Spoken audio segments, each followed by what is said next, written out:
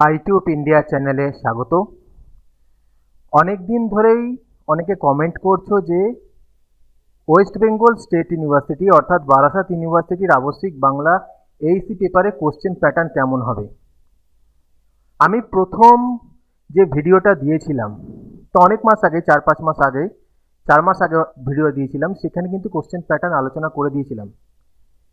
তারপরে যেহেতু কনফিউশন রয়েছে সবার মধ্যে, তাই জন্য আমি এমসিকিউও দিয়েছি প্রতিটা ইউনিট থেকে। এবার তোমাদের অফিসিয়াল ওয়েবসাইটে, ওয়েস্ট বেঙ্গল স্টেট ইউনিভার্সিটির অফিসিয়াল ওয়েবসাইটে যে সিলেবাসটা দিয়েছে এবং কোশ্চেন প্যাটার্ন মার্কস ডিস্ট্রিবিউশন বলে দিয়েছে, সেটা দেখাচ্ছি।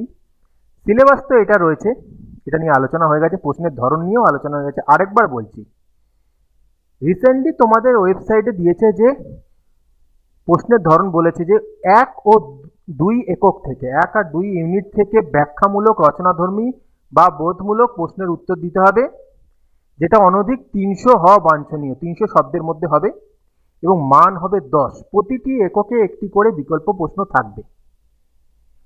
প্রথম থেকে হয়তো দুটো থাকবে, তার মধ্যে একটা করতে হবে, দ্বিতীয় থেকে দুটো, তৃতীয় থেকে এরকমভাবে থাকবে। মোট দুটো বড় প্রশ্ন তোমাদের পড়তে হবে প্রথম এবং দ্বিতীয় ইউনিট থেকে। মোট দুটো বড় প্রশ্ন করতে হবে, হয়তো 4খানা অপশান থাকবে।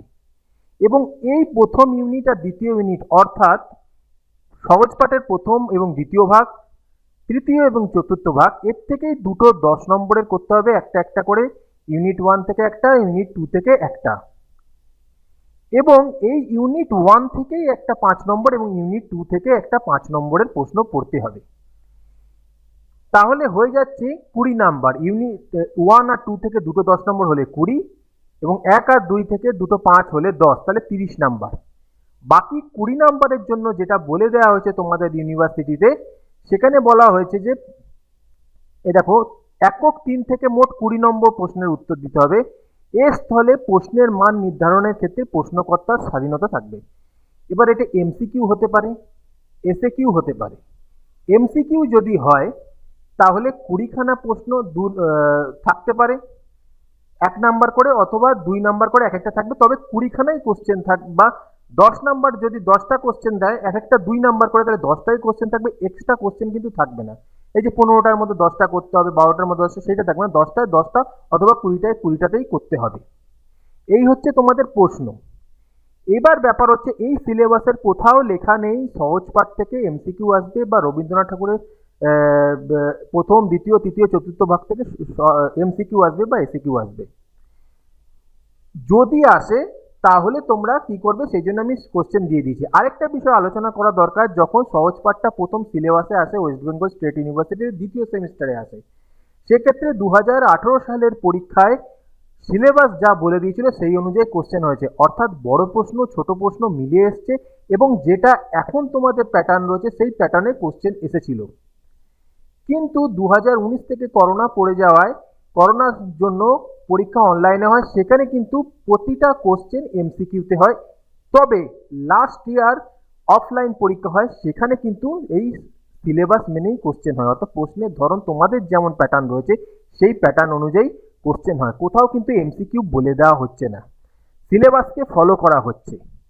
তাই একটা মডেল কোশ্চেন তোমাদের আমি দেখাচ্ছি, সেই অনুযায়ী যদি সিলেবাস অনুযায়ী পরীক্ষা হয় তাহলে এই মডেল কোশ্চেন অনুযায়ী তোমাদের, এই যে হলো মডেল কোশ্চেন, যেটা ফলো করেছিল 2018 সালের পরীক্ষা এবং লাস্ট ইয়ারের যে সেকেন্ড সেমিস্টারের পরীক্ষা, সেটা ফলো করেছিল।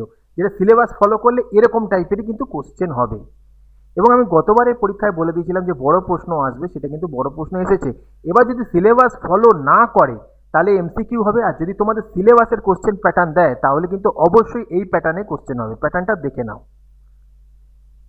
এবার একক 3 থেকে বলে দিয়েছে প্রশ্নকর্তা যেভাবে কোশ্চেন করবে, তো সেক্ষেত্রে এখানে এসিকিউ আসতে পারে, যেখানে এখানে 20টা রয়েছে, অথবা 2 নাম্বার করে 10টা করতে হবে, সেটাও থাকতে পারে।